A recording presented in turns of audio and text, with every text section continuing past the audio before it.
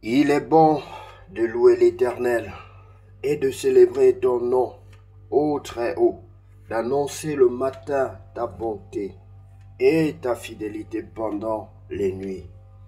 Psaume chapitre 92, verset 2. Bonjour bien-aimés, c'est l'heure de la prière et de la repentance.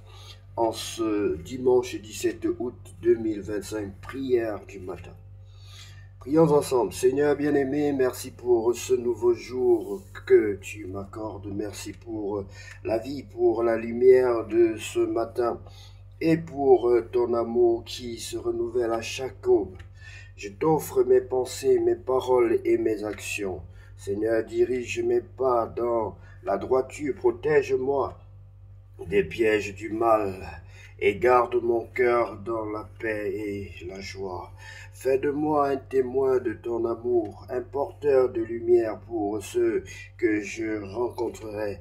Bénis ma famille et mes proches et étends ta main de grâce sur ma vie. Ta parole déclare qu'il est bon de louer l'Éternel et de célébrer ton nom, ô Très-Haut, d'annoncer le matin ta bonté et ta fidélité les nuits. Que ma vie soit mise à ton service pour la louange de ta gloire, Seigneur. Bien-aimé, le matin est un rappel que la fidélité de Dieu n'a pas de fin. Hier est passé, aujourd'hui est une nouvelle chance. Commence ta journée avec gratitude et confiance, car Dieu t'a précédé sur ton chemin. Je déclare que cette journée est bénie et protégée par Dieu au nom de Jésus-Christ. Je déclare que je marche dans la paix et la joie du Seigneur au nom de Jésus-Christ. Je déclare que je suis rempli de sagesse et de force divine pour accomplir mes tâches au nom de Jésus-Christ. Je déclare que je porterai du fruit et que ma journée glorifiera Dieu au nom de Jésus-Christ. Seigneur, j'ai choisi de vivre ce jour dans ta présence. Conduis-moi, inspire-moi et garde-moi fidèle à toi. Au nom du Seigneur Jésus-Christ, j'ai ainsi prié. Amen. Bien-aimés, soyez bénis au nom de Jésus. Bien-aimé, si tu veux recevoir le Seigneur Jésus-Christ dans ta vie comme ton sauveur personnel et ton Seigneur, nous sommes là pour te guider, pour t'accompagner dans ta décision. Nous sommes là pour te prêter, t'offrir nos paroles, notre temps, pour t'aider à entrer dans le royaume de Dieu, pour t'aider à fuir la déchéance à venir. Sois béni, bien-aimé, si tu as pris une telle décision. Si tu es prêt à te repentir, si tu es prêt à demander pardon à Dieu pour tous tes péchés, pour le péché originel et pour tous les péchés que tu as commis depuis que tu es né, si tu es prêt à entrer dans la maison du Seigneur, à laisser le Seigneur venir demeurer dans ton cœur, tu peux donc répéter cette prière après moi. Seigneur Jésus-Christ, je reconnais que je suis un pécheur contrairement à toi.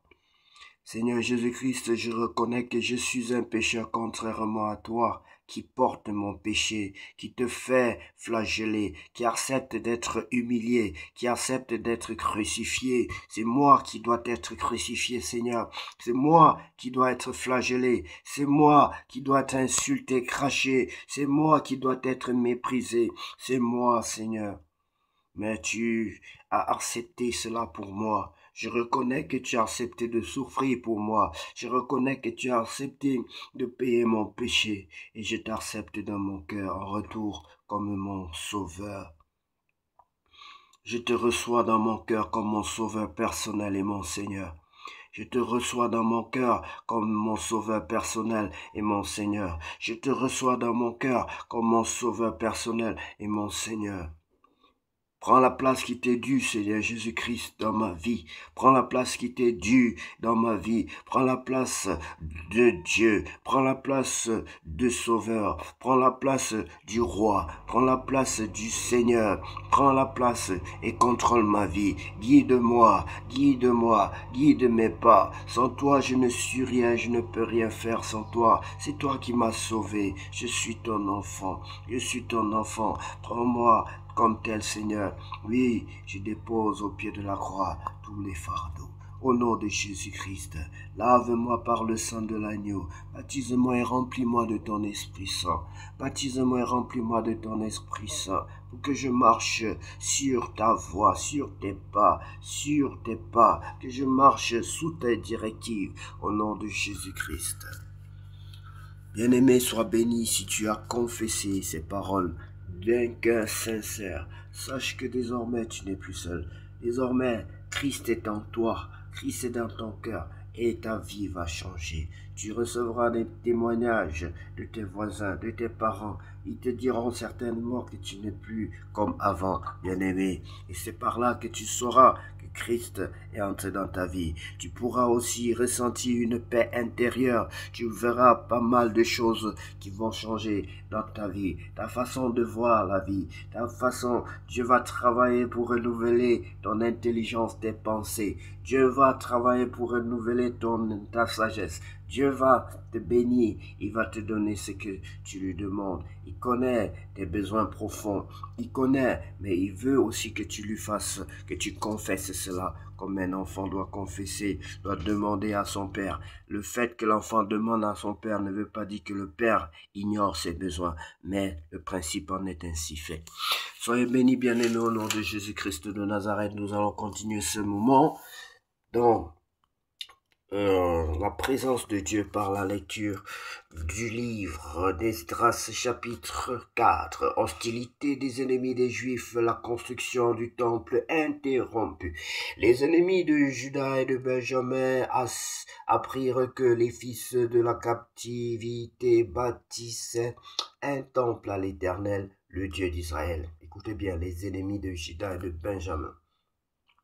Ils vinrent auprès de Zorobabel et les chefs de famille et leur dirent, nous bâtirons avec vous, car comme vous, nous invoquons votre Dieu et nous lui offrons des sacrifices depuis le temps d'Ésar-Hadon, roi d'Assyrie, qui nous a fait monter ici. Mais Zorobabel, Josué et les autres chefs des familles d'Israël leur répondirent, ce n'est pas à vous et à nous de bâtir la maison de notre Dieu. Nous la bâtirons nous seuls à l'Éternel, le Dieu d'Israël, comme nous l'a ordonné le roi Cyrus, roi de Perse. Alors les gens du pays découragèrent le peuple de Juda, ils l'intimidèrent pour l'empêcher de bâtir.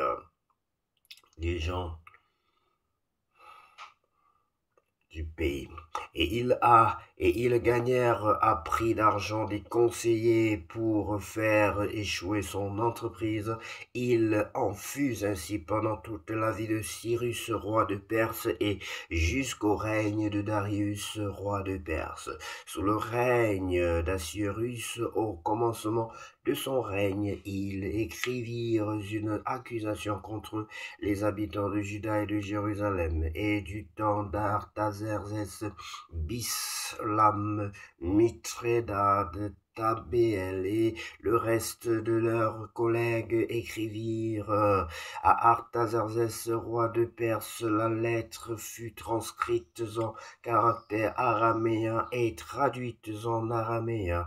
Réum, gouverneur, et Shimshai, secrétaire, écrivirent au roi Artaxerxès la lettre suivante concernant Jérusalem. Réum, gouverneur, et Shimshai, secrétaire, et le reste de leurs collègues, ceux de Din, d'Arphazatak, de Tarpel, d'Arphazrax, autant pour moi, d'Érec, de Babylone, de Suse, de Déa, d'Élam, et les autres peuples que le grand et illustre Osnapa a transportés et établis dans la ville de Samarie et autres lieux de ce côté du fleuve, etc. C'est ici la copie de la lettre qu'ils envoyèrent au roi Artaxerxès, des serviteurs, les gens de ce côté du fleuve, etc.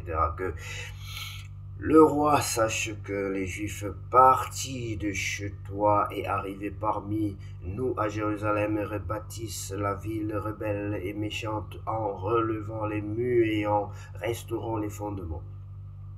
Que le roi sache donc que si cette ville est rebâtie et si ses murs sont relevés, ils ne paieront ni tribut, ni impôt, ni droit de passage, et que le trésor royal en souffrira. Or, comme nous mangeons le sel du palais, et qu'il ne nous paraît pas convenable de voir mépriser le roi, nous envoyons au roi ces informations, qu'on fasse des recherches dans le livre des mémoires de tes pères, et tu trouveras et verras dans le livre des mémoires que cette ville est une ville rebelle, funeste au roi et aux provinces, et qu'on s'y est livré à la révolte des les temps anciens. C'est pourquoi cette ville a été détruite. Nous faisons savoir au roi que si cette ville est rebâtie et si ses murs sont relevés, par cela même tu n'auras plus de possession de ce côté du fleuve. Réponse envoyée par le roi Aréum, gouverneur de Shimshai, secrétaire, et au reste de leurs collègues demeurant à Samarie et au lieu de l'autre côté du fleuve. Salut. La lettre que vous nous avez envoyée a été lue exactement devant moi. J'ai donné l'ordre de faire des recherches et l'on a trouvé que dès les temps anciens, cette ville s'est soulevée contre les rois et qu'on s'y est livré à la sédition et à la révolte. Il y eut à Jérusalem des rois puissants, maîtres de tout le pays de l'autre côté du fleuve, et auxquels on payait tribut, impôts et droits de passage. En conséquence, ordonné de faire cesser les travaux de ces gens afin que cette ville ne se rebâtisse point avant une autorisation de ma part. Gardez-vous de mettre en cela de la négligence, de peur que le mal n'augmente au préjudice des rois. Aussitôt que la copie de cette lettre du roi Artaxerxès eut été lue devant Réum, Shimshai, le secrétaire, et leurs collègues, ils allèrent en hâte à Jérusalem vers les Juifs et firent cesser leurs travaux par violence et par force. Alors s'arrêta l'ouvrage de la maison de Dieu à Jérusalem et il fut interrompu jusqu'à la seconde année du règne de Darius, roi de Perse. Voilà, bien aimé, c'est une histoire très très édifiante, très intéressante. Et derrière cette histoire, il y a certainement des révélations.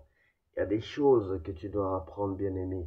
Lorsque tu te mets à construire l'œuvre de Dieu signifie beaucoup de choses.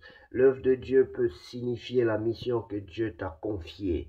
Dieu t'a certainement confié une mission, bien aimé, et tu rencontres des obstacles. Lorsque Dieu se lève pour faire quelque chose, le diable aussi essaie de contrecarrer. Lorsque Dieu nous met à cœur, Dieu nous donne une mission, nos ennemis se lèvent aussi pour essayer de contrecarrer. Et je t'exhorte de lire en profondeur ce chapitre pour comprendre davantage ce que Dieu a à te dire par rapport à ta mission sur cette terre. Ne crois pas que c'est parce que c'est Dieu, et parce que c'est Dieu, et parce que c'est une bonne œuvre qu'il n'y aura pas d'obstacle, bien-aimé. Voici une œuvre louable. On veut construire le temple de l'Éternel à Jérusalem, et les ennemis se lèvent. Si c'était toi, peut-être tu te serais découragé. Tu aurais peut-être cru que ce n'est pas Dieu qui t'a demandé de construire. Parce que lorsque l'ennemi se lève de foi, on pense que notre voie n'est pas la bonne. On pense que ce n'est pas Dieu qui nous a parlé. On abandonne parce qu'on rencontre des obstacles sur le chemin. Bien-aimé, même pour l'œuvre de Dieu, sache que tu auras des obstacles. Dieu dit certes qu'il t'accompagnera. Il mettra des anges pour te faciliter les choses, ainsi de suite. Mais il faut apprendre vraiment à connaître votre Dieu et à connaître les temps et les circonstances, à connaître, à avoir la révélation, à savoir, à être patient avec Dieu. Ici, ceux qui construisaient le temple ne se sont pas levés pour aller maudire ce roi ou bien aller lui faire la guerre. Non, c'était pas le moment. Apprenons à connaître le temps de Dieu, bien-aimé, parce que il y a beaucoup d'agitation. Il y a beaucoup d'agitation. Lorsqu'il y a un obstacle pendant que l'Église construit le temple, pendant que l'Église se met sur un projet n'est-ce pas, de Dieu, on se met à maudire, on se met à combattre la chair et le sang, alors qu'il faut rester attentif avec Dieu. S'il est plutôt question de patienter, comme ici la Bible nous dit que c'est 2 ans après que la chose a eu lieu. Il faut comprendre le contexte. Il faut comprendre que ici, le peuple de Dieu avait été rebelle. Le peuple de Dieu avait été rebelle et il n'y avait plus vraiment une très bonne communion entre Dieu et son peuple. Il n'y avait plus ici un prophète pour écouter Dieu, pour parler même avec ce peuple et donner des orientations, tellement la rébellion était élevée que non seulement Jérusalem, la maison de Dieu à Jérusalem était renversée. Ici, c'est un roi païen qui est en train de servir d'intermédiaire entre Dieu et son peuple, et le peuple de Dieu bien-aimé. Et il va demander à ce qu'on construise la maison de Dieu. Et après, comme c'est aussi un homme, c'est un païen, il va écouter les conseils des méchants et ça va s'arrêter. Donc, lorsque notre destinée est confiée entre la main des hommes, des païens bien-aimés, voilà les sorts que nous subissons. Voilà le sort que nous subissons. Vous vous souvenez que le tout premier roi avait été demandé par les enfants d'Israël. Le tout premier roi qui fut Saül, oui bien-aimé, Saül. Les enfants de Dieu avaient dit que nous voulons aussi sur nous un roi comme les autres nations, un roi qui nous dirige, et le prophète leur avait dit que ce roi-là prendra vos biens, il prendra vos familles, il aura le droit même de vie et de mort sur vous. Donc sachez, allez-y bien réfléchir sur ce que vous êtes en train de demander. Et le peuple n'a fait que rejeter Dieu depuis que Dieu les a fait sortir du pays d'Égypte. Et ici, le mal a atteint son paroxysme et la maison de Dieu est détruite à Jérusalem. Il n'y a plus de prophètes parce qu'ici on ne mentionne plus de prophètes et Dieu met à cœur, Dieu va donc interpeller un, un roi païen, Cyrus, le roi Cyrus, pour qu'il construise, ou qu'il demande à ce que la maison de Dieu soit construite. Vraiment, c'est un sort lamentable pour Israël à ce niveau. Et c'est pareil pour nous, parce que lorsque nous lisons la parole de Dieu, ce sont des choses qui s'étaient passées. C'est certainement même la même chose que nous vivons aujourd'hui. Il y a que nous sommes dans un pays, nous sommes dans des pays où notre sort, le sort des chrétiens est maintenant géré par les païens. Pour ouvrir une église, on vous demande d'avoir l'autorisation des païens. C'est la même chose avec cette époque-là qui était où ce n'est plus le prophète qui partait parler au roi et le roi faisait selon le prophète. Il n'y a plus de prophète. Et quand il n'y a plus de pouvoir, quand les prophètes ne sont là que de nom, ils n'ont plus de pouvoir, ils n'ont plus de pouvoir sur le roi, ils n'ont plus le pouvoir sur leurs semblables. Bien aimé, voilà la situation qu'on vit. Parce que le roi va aller dans tous les sens, il va écouter les conseils de ses conseillers parce que ce n'est pas un homme qui prie. Donc il va faire selon sa sagesse. Il va faire selon sa sagesse. Est-ce que nous voulons être livrés entre les mains des hommes pour qu'ils nous traitent selon leur sagesse, ou nous préférons être livrés entre les mains de notre Dieu, lui qui est compatissant, qui nous traite selon sa grande science, qui nous traite selon sa puissance, qui nous traite selon l'amour qu'il a pour nous, selon les plans de paix et de bonheur qu'il a pour nous. Bien-aimés, voilà que plusieurs pays sont maintenant gérés par l'État, par des hommes, par des païens, et ils nous traitent selon leur bon désir, selon leur bon vouloir. Ils peuvent modifier les lois de gestion des églises ou de création des églises à leur guise, bien-aimés. Et ceci n'est pas bien. Cela prouve qu'il y a un échec et il faut qu'on se relève. Il faut qu'on se lève dans la prière, même si c'est le cas, il faudrait que ça cesse à un moment donné, bien-aimé. Il faut qu'il y ait un break avec ce système où ce sont les païens qui décident de la chrétienté, qui décident de la vie des pasteurs, qui décident de ce que les pasteurs doivent faire. Avant, ce n'était pas ainsi. Et je crois que vous en savez quelque chose. Que Dieu vous bénisse abondamment et que cette journée soit la plus belle de toutes les journées déjà vécues sur cette terre, car il est écrit pour nous que nous irons de gloire en gloire. Ça veut dire que la gloire d'aujourd'hui doit être supérieure à la gloire d'hier. La gloire de demain sera supérieure à celle d'aujourd'hui. Et de succès en succès, nous irons. Bien-aimés, que Dieu vous bénisse abondamment et puisse cette journée être la plus glorieuse, la plus belle de toutes les journées déjà vécues sur cette terre au nom de Jésus-Christ de Nazareth. Nous avons ainsi prié. Amen. Je sais ta parole dans mon cœur. Je sais ta parole dans mon cœur. Pour ne pas pécher,